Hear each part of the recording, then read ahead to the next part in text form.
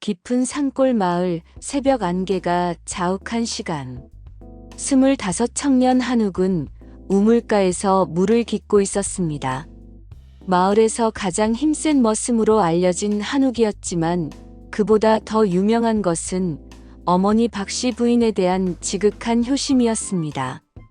어릴 적 알 수 없는 병에 걸려 죽을 고비를 넘긴 뒤로 한욱에게는 신기한 기운이 깃들었습니다. 숲의 모든 짐승들이 먼저 다가오고 새들이 어깨에 앉기를 좋아하는 기이한 능력이었습니다. 사람들은 그저 짐승과 친한 청년 정도로 여겼지만 한욱 자신도 모르는 더 큰 비밀이 그 안에 숨어 있었습니다. 늦가을 찬바람이 매서운 새벽 한욱이 집을 나서는 순간 마을 어귀에서 여인의 흐느낌 섞인 신음소리가 바람에 실려 들려왔습니다. 이상한 것은 그 소리가 희미했지만 한욱에게는 유난히 선명하게 들린다는 것이었습니다. 마치 누군가 그를 부르는 듯한 절박함이 담겨 있었습니다. 소리가 나는 쪽으로 발걸음을 옮긴 한욱의 눈에 들어온 것은 참으로 처참한 광경이었습니다. 해진 삼배옷을 걸친 여인이 맨발의 상처투성이 발로 비틀거리며 걷고 있었습니다. 며칠을 굶은 듯 푸른 기운이 도는 얼굴, 그러나 그 속에서도 맑고 빛나는 아름다움이 숨겨져 있었습니다. 흐트러진 머릿결 사이로 보이는 작은 옥빛 귀걸이 한 쌍이 새벽 햇살에 은은하게 빛나고 있었습니다. 낭자, 괜찮으신지요? 한욱이 다가서자 여인은 놀란 듯 뒤로 물러서려다가 힘이 빠진 듯 주저앉았습니다. 그 순간 품속에서 달과 구름 무늬가 정교하게 수놓인 작은 비단 주머니 하나가 땅에 떨어졌습니다. 한욱은 무심히 그것을 주워 건네주었고 여인은 그 주머니를 받아들고는 두 손으로 감싸주며 마치 생명줄을 잡은 듯 안도의 한숨을 내쉬었습니다. 제 이름은 소윤입니다. 가녀린 목소리로 자신을 소개한 소윤을 한욱은 조심스레 부축했습니다. 그녀의 몸에서는 은은한 향기가 났는데 그것은 평범한 백성이 맡을 수 있는 향이 아니었습니다. 귀한 집 규수만이 풍길 수 있는 품격 있는 향기였습니다. 한욱의 어머니 박씨 부인은 아들이 낯선 여인을 데려오자 놀라기보다는 반갑게 맞아주었습니다. 이른이 넘은 나이에도 자애로운 미소를 잃지 않는 어머니는 소윤을 안방으로 데려가 따뜻한 죽을 쑤어주었습니다. 어디서 오셨는지 먼 길이셨겠구나. 일단 몸부터 추스르세요. 박씨 부인의 따뜻한 말에 소윤은 고개를 깊이 숙였습니다. 신기한 것은 소윤이 죽을 먹을 때마다 은은하게 풍기는 향기가 박씨 부인을 잠시 멍하게 만든다는 것이었습니다. 마치 오래전 기억을 떠올리는 듯한 표정을 지으며 말입니다. 하지만 소윤은 자신의 이름 외에는 아무것도 말하려 하지 않았습니다. 어디서 왔는지, 왜 이런 행색인지 그 어떤 질문에도 입을 다물고 있을 뿐이었습니다. 밤이면 악몽에 시달리며 그들이 온다. 그들이 나를 찾고 있다는 중얼거림만을 반복했습니다. 한욱은 그런 소윤을 보며 가슴 한편이 아려왔습니다. 도대체 무슨 일을 당한 것일까? 이렇게 아름다운 여인이 왜 이런 고통을 받아야 하는 것일까 하는 안타까움이 밀려왔습니다. 소윤의 손끝이 미세하게 떨리는 것을 보면서 한욱은 더욱 그녀를 보호하고 싶은 마음이 들었습니다. 사흘째 되는 날 마을 주막에 험상궂은 사내들이 나타났습니다. 흑사파라 불리는 이들은 젊은 여인 하나를 찾고 있다며 마을 사람들에게 수소문을 했습니다. 주막 주인의 말을 들은 한욱은 직감적으로 소윤을 찾는 자들임을 알 수 있었습니다. 키가 조그맣고 얼굴이 하얀 계집년 말이야. 혹시 본 사람 있어? 빨리 말하지 못할까? 그녀를 숨겨주는 놈도 똑같이 죽는다. 그들의 목소리에서 느껴지는 살기에 한욱의 등골이 서늘해졌습니다. 이들은 단순한 도적대가 아니었습니다. 더 큰 세력의 앞잡이들이 분명했습니다. 그날 밤 달빛이 유난히 밝았습니다. 잠 못 이루는 소윤을 본 한욱은 조용히 그녀 곁에 다가가 앉았습니다. 달빛 아래 소윤의 얼굴은 더욱 창백해 보였지만 동시에 신비로운 아름다움이 배어 나왔습니다. 한욱나리. 소윤이 처음으로 그의 이름을 부르며 길게 말을 꺼냈습니다. 제가 본래 권세가의 딸이었다고 해도 믿으시겠어요? 한욱은 놀라지 않았습니다. 이미 짐작하고 있던 바였기 때문입니다. 소윤의 말씨, 몸가짐, 그리고 품격 있는 향기까지 모든 것이 범상치 않은 신분을 말해주고 있었습니다. 눈물이 볼을 타고 흘러내리며 소윤은 자신의 과거를 털어놓기 시작했습니다.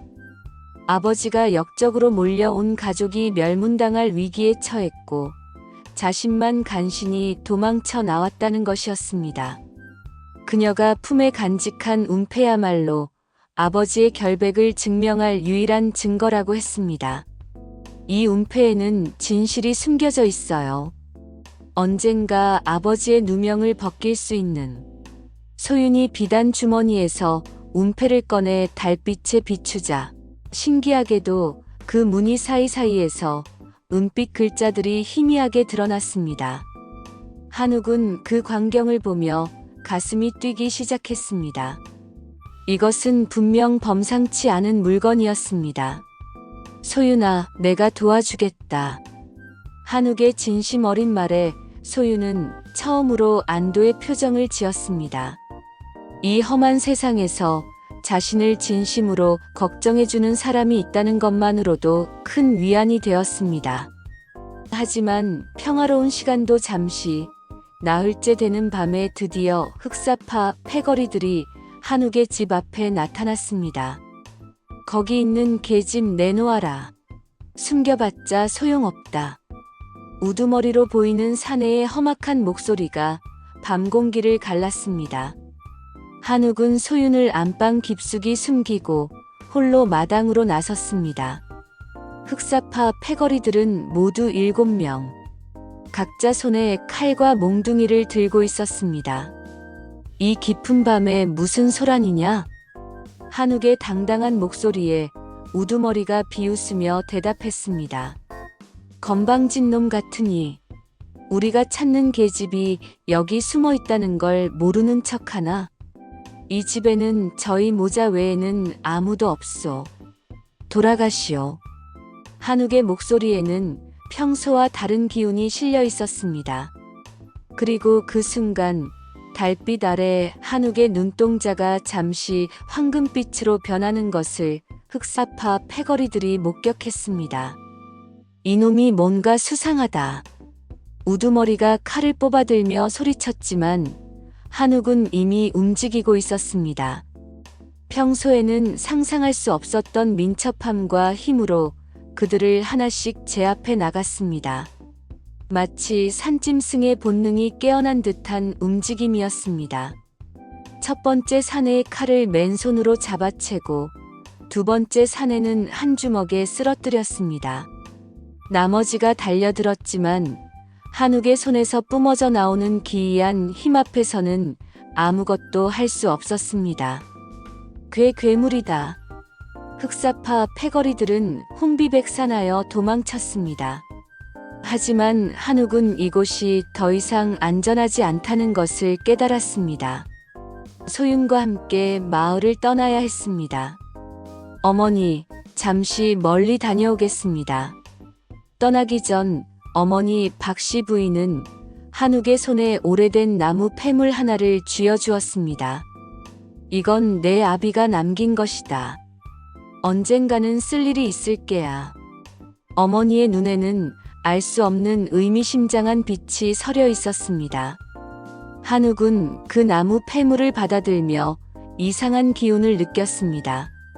마치 자신과 같은 성질의 힘이 그 안에 잠들어 있는 듯 했습니다.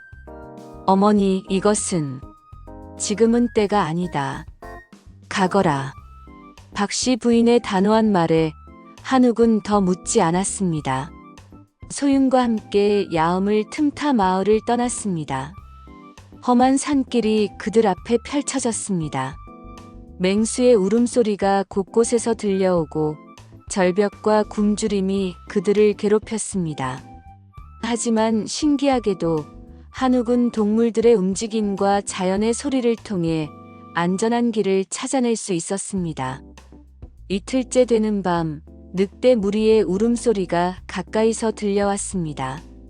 소윤은 무서워 떨었지만 한욱은 오히려 그들을 향해 나아갔습니다. 한욱날이 위험해요. 괜찮다. 저들은 해를 끼치지 않을 것이다. 과연 늑대들은 한욱을 보자 꼬리를 살랑거리며 다가왔습니다. 마치 오랜 친구를 만난 듯한 모습이었습니다. 소윤은 그 광경을 보며 입을 다물지 못했습니다. 도련님은 정말 범상치 않은 분이군요. 그런 게 아니요. 어릴 때부터 산에서 자라다 보니. 한욱은 겸손하게 답했지만 소윤은 그 이상의 무언가를 느끼고 있었습니다. 이 청년에게는 분명 특별한 운명이 있다는 것을 말입니다. 사흘을 걸어 도착한 곳은 깊은 산속의 폐사였습니다. 오래전에 버려진 절이었지만 그곳에는 구운이라는 늙은 노승이 혼자 살고 있었습니다. 백발이 성성한 노승은 한욱과 소윤을 보자 알 수 없는 미소를 지었습니다. 기다리고 있었다. 모든 것이 정해진 인연이로구나. 구운 스님은 소윤의 운패와 한욱이 가진 나무 폐물을 번갈아 보며 고개를 끄덕였습니다. 그리고는 둘을 법당 안쪽으로 데려가 놀라운 이야기를 들려주었습니다. 한욱아, 내 아비는 소윤 가문의 은인이었다. 그리고 이 두 폐물은 본래 한 쌍이었느니라. 구운 스님의 말에 따르면 한욱의 아버지는 젊은 시절 소윤의 아버지를 구해준 적이 있었고 그 인연으로 이 두 폐물이 나뉘어 보관되었다는 것이었습니다. 운명이 그들을 다시 만나게 한 것이라고 스님은 말했습니다. 그런데 스님, 이 폐물들이 도대체 무엇입니까? 소윤의 질문에 구운 스님은 깊숙이 감춰둔 고지도 하나를 꺼내 보였습니다. 오래된 비단에 그려진 지도에는 이상한 기호들과 표시가 가득했습니다. 이 운패와 나무 폐물을 함께 맞대면 숨겨진 보물과 진실의 장소가 드러날 것이다. 소윤의 아비가 결백함을 증명할 수 있는 증거와 함께 말이다. 한욱과 소윤은 서로를 바라보았습니다. 그들의 만남이 단순한 우연이 아니었음을 깨닫는 순간이었습니다. 그리고 그들 마음속 깊은 곳에서 서로를 향한 애틋한 감정이 더욱 깊어져 갔습니다. 다음 날 그들이 향한 곳은 험준한 절벽이 있는 골짜기였습니다. 절벽길은 사람 한 명이 겨우 지날 수 있을 정도로 좁았고 아래로는 끝을 알 수 없는 깊은 낭떠러지가 입을 벌리고 있었습니다. 절벽길을 절반쯤 건너던 중 소윤의 발이 미끄러졌습니다. 오래된 돌이 부서지면서 그녀의 몸이 낭떠러지 쪽으로 기울었습니다. 아찔한 순간 한욱이 재빨리 그녀의 손을 잡았습니다. 하지만 소윤의 무게 때문에 한욱도 함께 절벽에 매달린 상태가 되었습니다. 두 사람 모두 한 손으로만 바위를 붙잡고 있는 위험천만한 상황이었습니다. 한욱나리, 손을 놓으세요. 저 때문에. 소윤의 목소리에는 절망이 가득했습니다. 자신을 구하려다 한욱까지 위험에 빠뜨린 것에 대한 자책감이 밀려왔습니다. 말도 안 되는 소리 마라. 함께 살든 함께 죽든 상관없다. 한욱의 단호한 말에 소윤의 가슴이 뛰기 시작했습니다. 죽음의 문턱에서도 자신을 포기하지 않는 이 남자에게 깊은 감동을 받았습니다. 그 순간 소유는 자신이 한욱에게 얼마나 깊은 감정을 품고 있는지 깨달았습니다. 간신히 절벽을 빠져나온 두 사람은 작은 동굴에서 하룻밤을 보내야 했습니다. 추위에 떨며 서로의 체온에 의지하던 그 밤, 한욱과 소유는 처음으로 서로의 마음을 확인했습니다. 말로 하지 않아도 서로를 향한 마음이 얼마나 깊은지 알 수 있었습니다. 소유나, 한욱나리. 촛불 하나 없는 어둠 속에서도 그들은 서로의 숨결을 느낄 수 있었습니다. 소윤의 차가운 손을 한욱이 감싸자 그녀의 온몸에 따뜻함이 퍼져나갔습니다. 그것은 단순한 온기가 아니라 사랑하는 사람에게서만 받을 수 있는 특별한 따뜻함이었습니다. 한욱나리, 저는 당신이 좋아요. 소윤의 조심스러운 고백에 한욱은 그녀를 더욱 꼭 끌어안았습니다. 두 사람의 마음이 하나가 되는 순간이었습니다. 하지만 달콤한 시간도 잠시, 다음 날 아침, 그들을 기다리고 있던 것은 최참판과 흑사파 패거리의 재등장이었습니다. 소윤을 몰락시킨 진짜 원흉인 김참판은 이번에는 더 많은 부하들을 거느리고 나타났습니다. 이 못된 계집아, 여기까지 도망쳐와서 무엇을 꾸미려 하느냐? 김참판의 음흉한 목소리가 골짜기에 메아리 쳤습니다. 그는 소윤뿐만 아니라 숨겨진 보물까지 노리고 있었습니다. 감히 누구를 계집이라고 하느냐? 한욱의 분노가 폭발했습니다. 사랑하는 여인을 모욕하는 말을 들은 순간 그 안에 숨겨진 힘이 완전히 각성되었습니다. 하지만 적의 수가 너무 많았습니다. 정면으로 맞서기에는 무리가 있었습니다. 그때 한욱은 어린 시절부터 익혀온 동물의 습성과 자연의 지혜를 떠올렸습니다. 이 골짜기의 지형을 이용한다면 스스로도 다수를 상대할 수 있을 것이다. 한욱은 재빨리 소윤에게 귓속말을 했습니다. 내 신호에 따라 움직여라. 그리고 절대 나에게서 멀어지지 마라. 한욱은 곳곳에 함정을 설치하기 시작했습니다. 그리고 기이한 외침을 내질렀습니다. 그의 외침에 골짜기 곳곳에서 야생동물들이 나타나기 시작했습니다. 늑대들, 멧돼지들, 심지어 독사까지 한욱의 편이 되어 적들을 위협했습니다. 김참판도 당황하기 시작했습니다. 한욱의 능력이 예상을 훨씬 뛰어넘고 있었기 때문입니다. 결국 치열한 싸움이 벌어졌습니다. 그 과정에서 소윤이 위험에 처하자 급한 마음에 운패와 한욱의 나무 폐물을 동시에 맞대게 되었습니다. 그 순간 신기한 일이 벌어졌습니다. 두 폐물이 서로 맞닿자 찬란한 은빛이 뿜어져 나오며 근처 바위벽이 갈라지기 시작한 것입니다. 숨겨져 있던 비밀 동굴의 입구가 드러났습니다. 저기예요. 소윤이 흥분하며 소리쳤습니다. 구운 스님이 말했던 바로 그곳이었습니다. 한욱은 적들의 틈을 뚫고 소윤과 함께 동굴 안으로 들어갔습니다. 동굴 내부는 상상을 초월하는 광경이었습니다. 황금과 은, 각종 보석들이 산더미처럼 쌓여 있었고 벽면에는 신비로운 그림들이 그려져 있었습니다. 그 중앙에는 오래된 나무 괴짝 하나가 놓여 있었습니다. 소윤이 떨리는 손으로 그 괴짝을 열자 안에는 김참판의 모든 죄상을 낱낱이 기록한 밀서들이 들어 있었습니다. 이것이 아버지의 누명을 벗길. 소윤은 감격의 눈물을 흘렸습니다. 드디어 아버지의 결백을 증명할 수 있는 확실한 증거를 찾은 것입니다. 한욱도 그녀의 어깨를 감싸며 함께 기뻐했습니다. 김참판과 그 부하들이 동굴 입구까지 쫓아왔지만 한욱에게는 이미 계획이 있었습니다. 동굴 안을 자세히 살펴보니 뒤쪽으로 이어지는 또 다른 통로가 있었습니다. 둘은 보물 중 일부를 챙기고 비밀 통로를 통해 빠져나갔습니다. 밤을 틈타 한양으로 향한 두 사람은 며칠간의 여행 끝에 드디어 도성에 도착했습니다. 구은 스님이 미리 써준 서찰 덕분에 궁중에 어진 신하인 김대감을 만날 수 있었습니다. 밀서의 내용을 본 김대감은 크게 놀랐습니다. 즉시 임금에게 이 일을 아뢰었고 밀서를 본 임금은 크게 진노했습니다. 즉시 김참판 일족을 체포하라.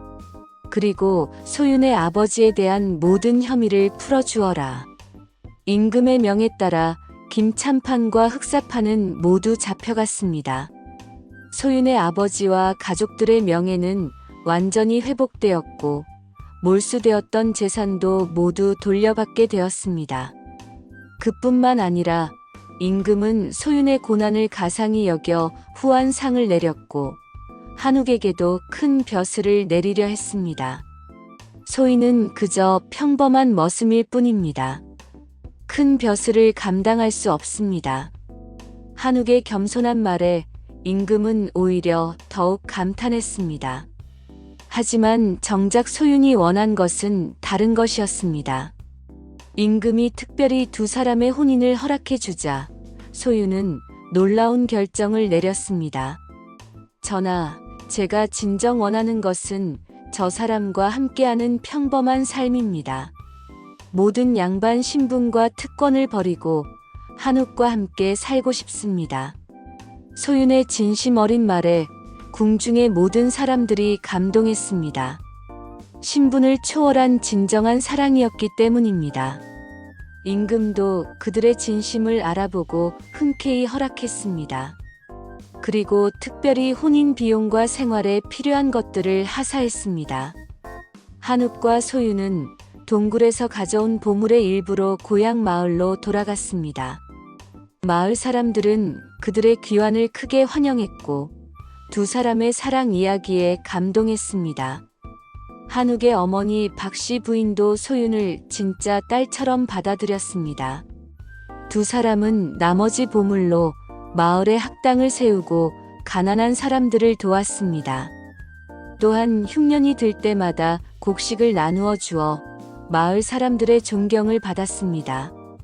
한욱은 여전히 특별한 능력을 가지고 있었지만 그 힘을 선한 일에만 사용했습니다. 맹수가 나타나면 쫓아내고 병든 가축들을 치료해주는 등 마을의 수호자 역할을 했습니다. 소윤은 한욱과의 사이에서 건강한 아이들을 낳아 행복한 가정을 꾸렸습니다. 비록 화려한 궁궐에서의 삶은 아니었지만 사랑하는 사람과 함께하는 평범한 일상이 그녀에게는 가장 큰 행복이었습니다. 세월이 흘러 두 사람이 백발이 되어서도 그들의 사랑은 변하지 않았습니다. 마을 사람들은 그들을 보며 진정한 사랑이 무엇인지 배웠습니다. 어떤 이들은 달 밝은 밤이면 운패의 빛이 여전히 그 집 주변에서 은은하게 빛난다고 했습니다. 마을 사람들은 말했습니다. 운패의 전설은 아직 끝나지 않았다고. 진실한 사랑을 찾는 이들에게는 언제나 기적 같은 일이 일어난다고 말입니다.